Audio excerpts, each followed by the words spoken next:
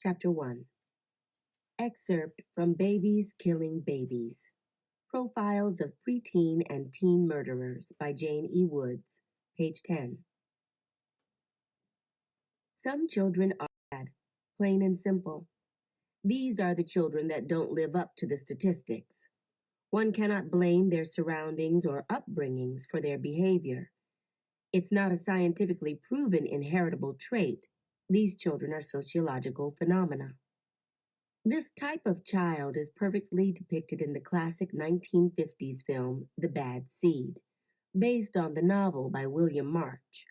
It is the story of an 8-year-old girl, sweet and seemingly innocent, the prize of her picture-perfect family, who her mother suspects is a murderer.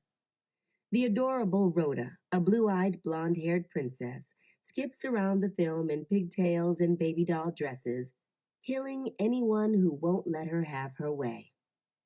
The film was horrific for its time, a villain played by a young girl appearing as innocent as any other.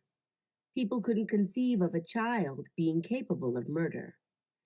Even in present day, the act is unfathomable. This is how Mary B. Addison became a household name. Mary is Rhoda's story personified, begging the question, was there something that made her snap? Or was the evil dormant all along? A fly got in the house on Monday. It's Sunday and he's still around, bouncing from room to room like he's the family pet. I never had a pet before. They don't let convicted murderers have pets in the group home. I named him Herbert. He's a baby fly, not one of those noisy horse flies, so no one notices him until he zooms in front of your face and lands near your orange juice.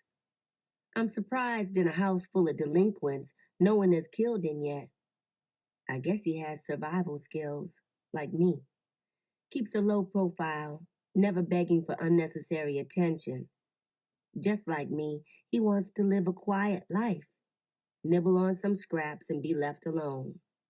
But just like me, someone is always coming up behind him, shooing him away with the back of a hand. I feel for Herbert. Being a chronic unwanted guest can really suck. At night, Herbert sleeps on top of the crooked molding that frames my closet, home to the few items of clothing I own. 3 pairs of jeans, 1 pair of black pants, 5 summer shirts, 5 winter shirts, 1 sweater, and a hoodie. No jewelry. Just one of those ankle bracelets given by the state so they can follow me around like the sun. Mary? Mary! What in the hell are you doing? Get down here now! That's Mrs. Stein, well, I don't know what you'd call her, and hopefully you'll never need to. I climb off the top bunk and Herbert wakes, following me into the bathroom. I'm the youngest, so of course I get the top bunk. That's the rules of the game. In 1 month, I'll be 16. I wonder if they'll do anything to celebrate. That's what you're supposed to do, right? Celebrate birthdays, especially milestones like 16. I was still in baby jail on my last milestone, my 13th birthday. They didn't throw me a party then either. My birthday gift, a black eye and a bruised rib from Chantel in the cafeteria just for breathing in her direction. That chick was mad crazy, but I'm the one with words like rage tendencies all over my file. Anyways, I've been in this home of 7 girls for the past 3 months, and not one birthday has ever been mentioned. Guess birthdays don't mean nothing in a group home. I mean, it kind of makes sense. Hard to celebrate the day you were born when everybody seems to wish you were never born at all. Especially after you come into this world and fuck it all up. I can name several people who wish I was never born. Some chocolate cake and ice cream. Maybe even some balloons would be cool. But that's what the stupid girl I used to be wishes for.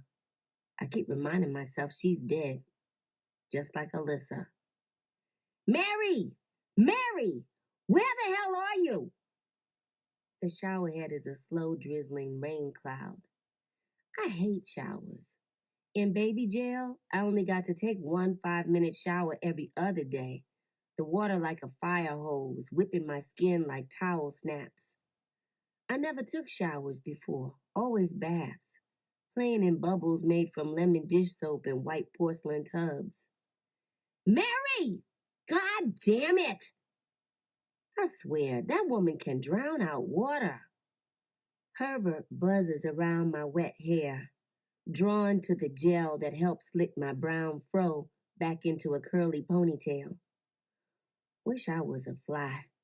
Like be a real fly on the wall, staring with kaleidoscope eyes at particles floating in the air, trash blowing in the wind, singling out snowflakes and raindrops. I do that now, anyways.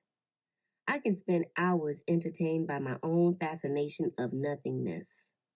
It's a trick I learned in the crazy house to look like I was stone cold dead to the world so they would stop asking me so many damn questions. But I can't be a fly, not today.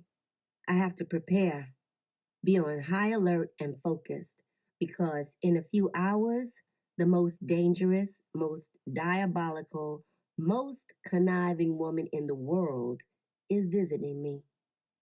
My mother. Transcript from the December 12th interview with Mary B. Addison, age 9. Detective. Hi, Mary. My name is Jose. I'm a detective. Mary. Hi. Detective. Now, don't be afraid. Your mom said it was okay for us to talk to you. Can I get you anything? You hungry? Would you like something to eat? What about a cheeseburger? Mary. Cheeseburger? Detective. Okay, great. I love cheeseburgers too. Now don't be scared. Just want to ask you a couple of questions about what happened last night. You'll be really helping us out. Mary. Okay. Detective. Great. So now, Mary, how old are you? Mary. 9. Detective. 9? Wow. Such a big girl. Do you know how old Alyssa was? Mary. Mama said she was 3 months old. Detective. That's right. She was a very tiny baby. What did you do when you helped your mommy take care of her? Mary. I fed her and burped her and stuff. Detective. Okay. So now, Mary, can you tell me what happened last night? Mary. I don't know. Detective. Your mommy said you were alone in the room with Alyssa, that she was sleeping in the room with you. Mary. I don't know. Detective. You sure? Your mommy said she was crying. Mary. She wouldn't stop crying. I couldn't sleep. Detective. Did you try to make her stop crying? Mary. I don't remember. I'm on kitchen duty today.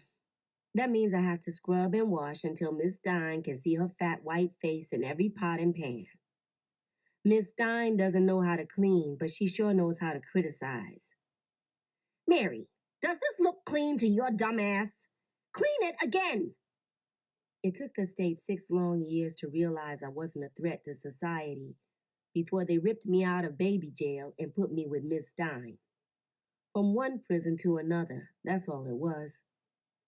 Understand there's a big difference between baby jail and juvie, where the rest of the girls in the house come from. Juvie is for badass kids who do stuff like rob bodegas, steal cars, maybe stupidly try to kill someone. Baby jail is for kids who've done way worse, like me. Anyways, some social worker dropped me off and said, "This is Miss Stein," and left right before I met the real Miss Stein. Most of my life, no one has bothered to explain anything to me. It's been one 'cause I said so scenario after another. I stopped asking questions, and in 6 years, I have now run into one adult who would do me the common courtesy of explaining why something is happening to me. I guess killers don't deserve respect, so I've stopped expecting it. Miss Stein limps into the kitchen, her bow legs fat and swollen. You'd think someone would change their diet after they reach over 200 pounds. But not Miss Stein. She still eats an entire box of Entenmann's crumb top donuts a day.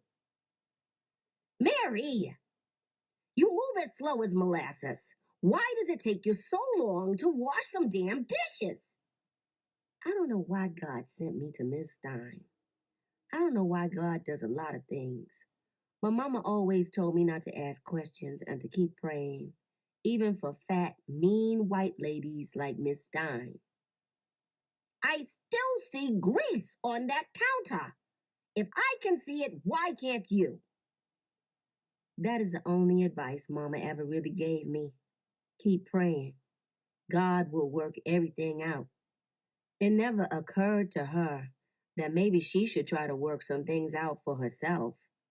Sometimes I wanted to shout, God's a little busy, Mama. He can't find your keys for you all the time. She was always lazy like that, expecting everyone else to do everything for her. God and I share the same problem. Tara, one of my roommates, drops more breakfast dishes in the sink.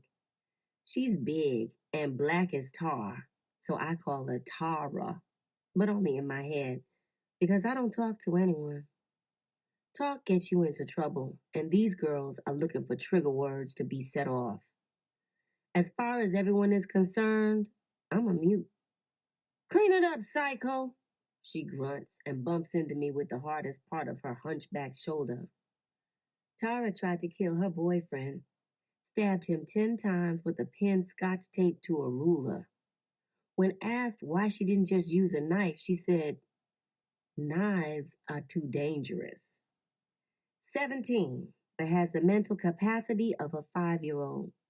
She, no lie, still colors in coloring books and counts on her fingers, using her knuckles when the number goes above 10. Keisha comes stomping, slippers scratching against the floor, with her nail file in one hand and curlers still all up in her hair. Oh my God, this place is so whack. I'm mad bored. Ain't nothing out here. You know that's why they got us here, right? To keep us all trapped and shit. She isn't really talking to me. She's just talking out loud with an audience. Keisha is from some projects in East New York. I've never been there. I've never been to a lot of places in Brooklyn. Mama said everywhere else outside our home was too dangerous. Kind of funny how our home wound up being just that. Dumb bitches won't catch me slipping, Keisha mumbles, checking her eyebrows in the microwave. This is a girl who threw a desk at her math teacher, paralyzing her from the waist down just because she didn't answer a question right. Most of the crimes the other girls in the house committed are like that. Crimes of passion, snapped moments, and good old fashioned wrong place, wrong time situations. My crime was more psychotic. I was the 9-year-old who killed a baby. Allegedly. That's the word they always used. Everyone in the house knows what I did, or thinks they know what I did. No one asked, though, because no one really wants to hear how I killed a baby. They don't even want to know why I killed a baby. They just want to pretend they know, for knowing's sake. Excerpt from People magazine article. Girl, 9, charged with manslaughter in baby's death. An unnamed 9-year-old girl faces manslaughter charges in the death of little Alyssa Richardson. The case is generating controversy and tough questions about blame. Who should decide the outcome, the criminal courts or mental health experts? And can such a young defendant be judged competent to stand trial? The girl, who is the daughter of the babysitter charged with Alyssa's care, is currently in state custody. due in court at the end of March. If found guilty as a juvenile, she could face the maximum 11-year sentence, locked in a state penitentiary until she is 21 years of age. A second option would be to keep the child in a juvenile facility until she is 21, at which point a judge could consider sentencing her to an adult prison for the maximum term. The group home is always muggy, like we live in an old shoe, smelling like corn chips mixed with roach spray. I never call the group home home. It's not a home. No house where you fear for your life can be considered a home. It's in flatlands by absolutely nothing. From the outside, it looks like a two-story brick-faced house. There are 4 bedrooms, 2 bathrooms, a living room slash dining room, kitchen, office, and a half-finished basement. The sitting room looks like a doctor's waiting area. It's for visitors like family, social workers, or parole officers. Mary! Quit your goddamn daydreaming and mop them floors. Here, make 'em shine. The mop, a stringy black wig attached to a faded yellow pole. She pours a mixture of bleach and pine sol on the warped floor, the burning stench inching down my throat like a knife forcing me to gag, eyes leaking. What's wrong with you? You pregnant or something? You better not be pregnant. The yellow linoleum becomes blacker, years of dirt bleeding back into the floor. I wonder how many girls use this same mop before me. Stupid, because no matter how much she makes us clean, it doesn't stop the army of mice and the swarm of roaches from visiting us in our rooms at night.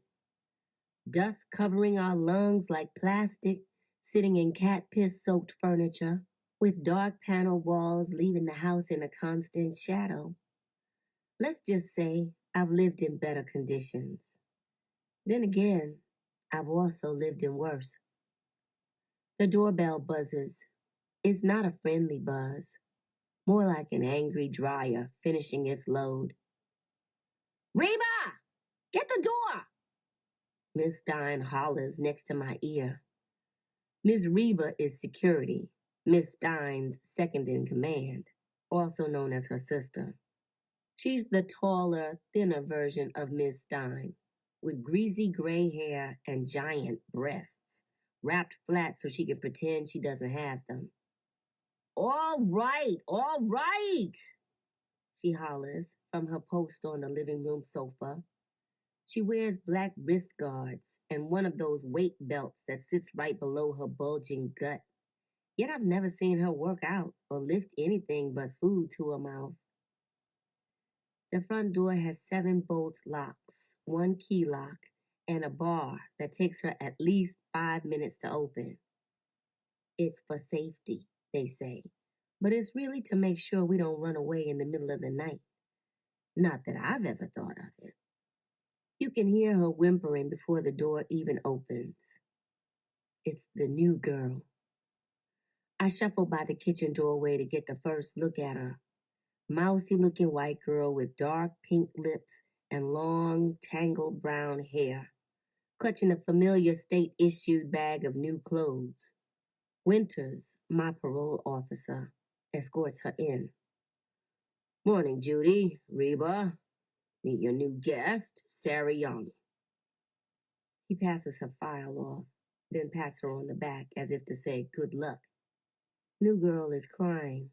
Real sobbing, snot-nosed tears. I'm jealous. I haven't cried in 6 years. The tears are frozen inside with the rest of my emotions. She probably doesn't think she did anything wrong. I was that girl too once. Thanks, boss. We getting any more? Ms. Reba asks, pressed for more minions to rule over. Miss Stein signs his clipboard like he's a UPS driver delivering a package. Not sure. Can't say. Well, come on, child. Let me show you your room, Miss Stein says before hobbling down the hall, the mousy girl following behind her. Thanks, boss. We won't let you down. Ms. Reba says. He nods and adjusts his belt.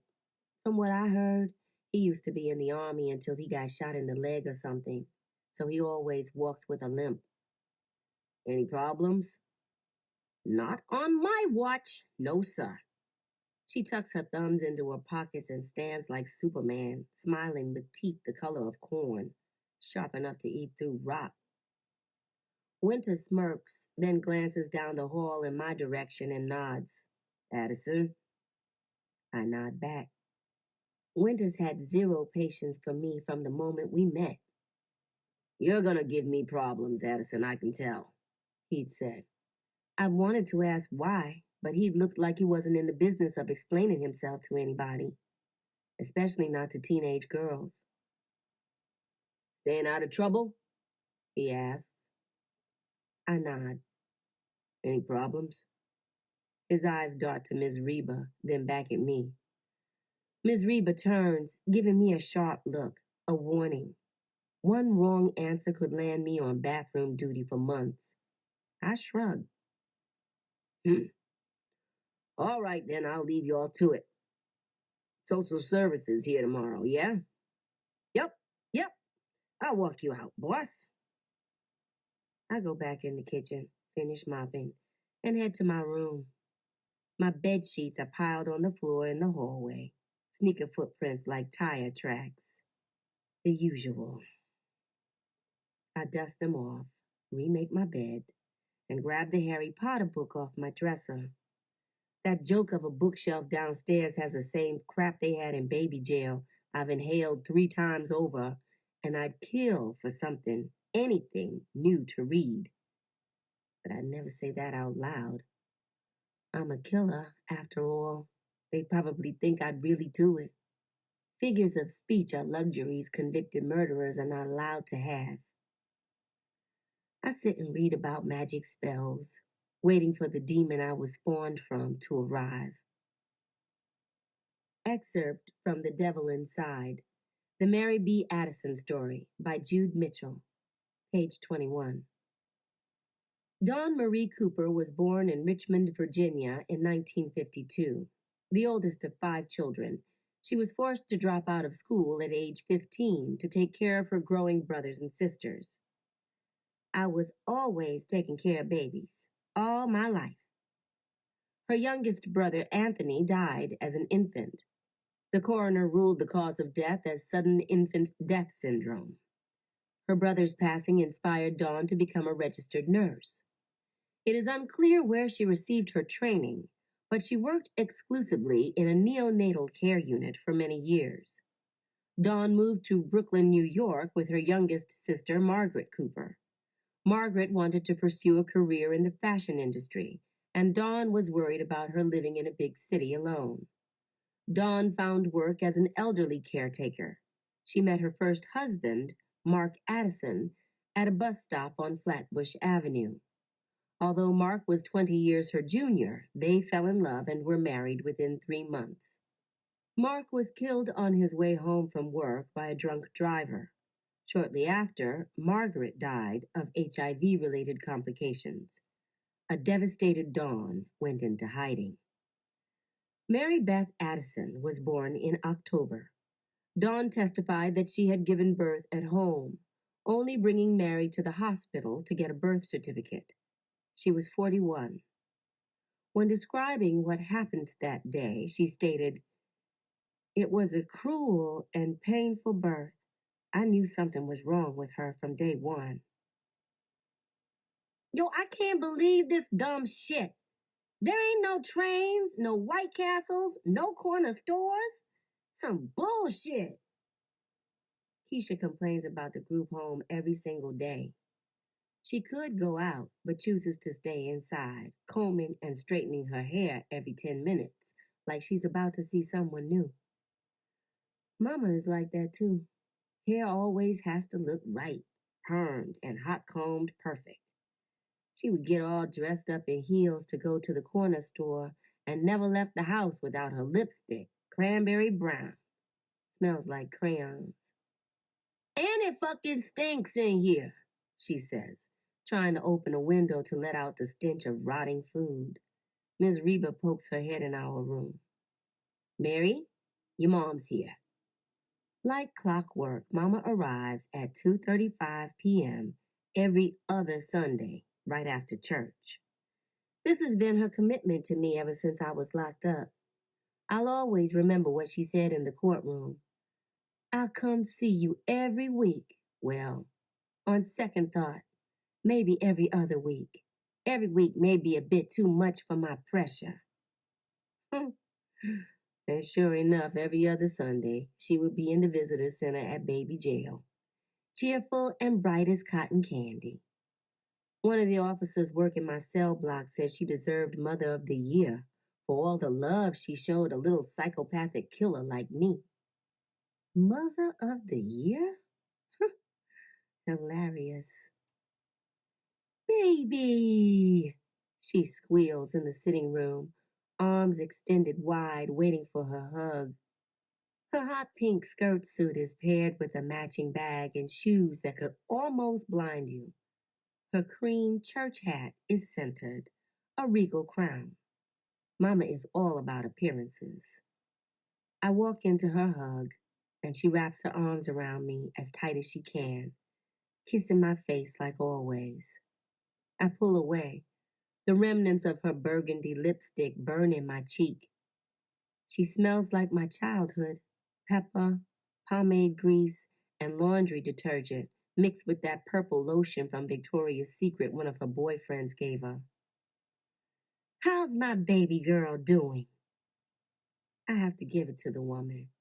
She puts on a show through and through, even when no one's watching. I'm fine, I croak out.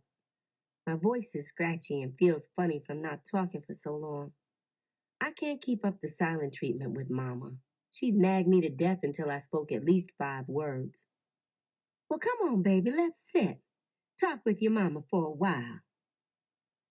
We sit on the old blue couch. Everything in the room is a hand-me-down, thrift store finds. It's like me and Mama's first apartment, except warmer. Mama wraps her arm around my shoulder, smiling ear to ear. She was always so happy. All my life, she was the happiest person I'd ever met. Inside her bubble, nothing or no one could get her down. She smiled during evictions, smiled after Ray would beat the shit out of her, smiled when we were dead broke, and even smiled during my manslaughter sentencing. See, baby, it's not so bad. At least it's not murder. She's the most optimistic person on earth, even when she's visiting her daughter in a group home. Baby, your hair is getting so long, she says, looping her finger into my kinky curls, pulling at the ends like a bouncing spring. You may need a trim soon. It's fine, I snap, shooing her fingers out of my hair. She folds her hands in her lap with a closed-mouthed smile, glancing around the room, bobbing to some mystery music in her head. She is waiting for me to ask about her. I'm an irrelevant factor to these visits. She's here to make herself feel good. So, Mama, how are you? Her eyes light up and sparkle big like stars, as if she was waiting her whole life for someone to ask her that question. Oh, I am so blessed, baby girl. Just so blessed. I wish you'd been at church today. Boy, Pastor had an amazing service for our truly awesome God. Oh, and last week we had. I stop listening and stare, counting the wrinkles on her face, trying to find pieces of myself in her. She has dark skin, small brown eyes, big lips, a wide nose, and a sharp, pointy chin. Her black hair never grew past her ears. I have light skin, big hazel eyes, a narrow nose, and a round face. My dark brown hair has always been long and curly, lightened in the sun. She says I'm the spitting image of my father, but I've never seen a single picture of him to prove it. And while I rarely do it, when I smile, I see her smile. That has always scared me. And the youth ministry is putting on a play next week for the church's 50th anniversary. Oh, and baby girl, they're so excited. They asked me to make the refreshments, and I told them only if they behave, 'cause they just about fought over my banana pudding at the day after they locked me up. Mama jumped into the deep end of the Baptist church and was born again. The devil tried to get to me through my daughter, and I wouldn't have it. The church took pity on her, of course. No good, decent woman like her would ever be responsible for raising such a monster. That devil must have come from her daddy's side. So, young lady, aren't you going to ask about Mr. Worthington? Mr. Troy Worthington, my new stepdaddy, owner of a soul food restaurant and apartments in Brooklyn. They met at church, of course. He's one of the deacons. She married this one only 6 months after my sentencing. They honeymooned in Hawaii. She brought me back a seashell. I've never met him and don't really need to either. So, how is. Sit up straight, baby. You always look better when you sit up straight. So, Mama, how is Troy? Mr. Worthington. And yes, baby, he's doing just fine. We went out the other night to this beautiful. Mama did it. She finally married rich so she could be what she has pretended to be for years. Mr. Worthington has money. I know by how Mama dresses. Never in the same outfit twice. Diamonds in her ears as big as marbles. Shoes in every color. Never been in her car, but I've seen the keychain, a BMW. Meanwhile, I've been in baby jail for 4 years, 7 months, 16 days, 9 hours, and 43 minutes before dumped in this group home the past 3 months. And she has never bought me a single thing. Ever. And then he said, well, we shouldn't let good wine go to waste. Lord, that man is just too much. He's so funny and smart. She's still talking about Troy, but I know what will shut her up quick. Sounds great, Mama. I smile and cozy up to her. Hey, you think I can come to church with you sometime? Her face drops and she wipes it away with a nervous smile. Well, now, baby, let's not get ahead of ourselves. You need permission, and it's, well, we could ask, and Troy could, oh, baby, I plumb forgot, she says, glancing at the watch she isn't wearing. I was supposed to pick up Mr. Worthington's dry cleaning. You know he needs his suits for his. Well, the place closes in an hour. She jumps up, straightening her skirt, pulling a marked up Bible out of her purse. And I still need to drop these flyers off for the church picnic next weekend. But before I leave, scripture for you. Ready? It's from 1 Peter chapter 5, verse 8. It reads, be sober, be vigilant, because your adversary the devil walks around as a roaring lion, seeking whom he may devour. Whom resist steadfast in the faith, knowing that the same afflictions are accomplished in your brethren that are in the world.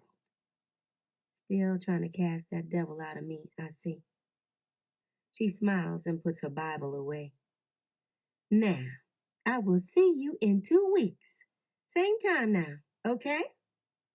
She kisses my other cheek, leaving the same war paint mark against my skin before rushing out. And that's it. Her 15 minutes is up. Like clockwork. Why the hell did you use my deodorant, you dumb bitch? I didn't use anything, you stupid puta. Marisol and Kelly are fighting for blood in the hall again. Almost once a week, Kelly is fighting someone. She's a real monster, with the bluest eyes and the blondest hair. If she stands still and doesn't talk, she looks like Barbie. I heard she was captain of the cheerleading squad at her high school before she ran into two girls in the school parking lot with her Range Rover. Something to do with them missing practice. Ay, coño! Quítate de encima, stupid!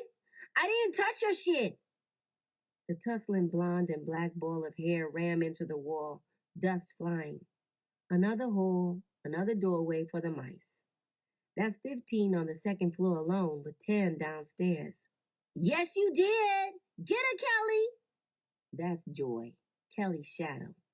She is the gossiper, knows everything about everybody's business.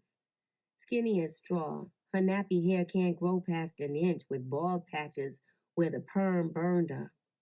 Joy pushed a girl into a moving train for talking to her boyfriend. Except he wasn't really her boyfriend. I didn't use it, Marisol says in her thick Dominican accent. The new girl did. Uh-oh. Poor new girl. Not even 6 hours in the house and is already being blamed for something. Kelly lets go of Marisol's hair and storms into the bedroom looking for new girl. Where is the little bitch? Kelly drags new girl off the top bunk and into the hallway while she screams. I watch from the safety of my own top bunk. No, please, no! Shut up, you little cunt! Get her, Kelly! She drags her down the hall by her hair, the others cheering like it's a football game. I go back to my book. Mind your business and you won't get hurt.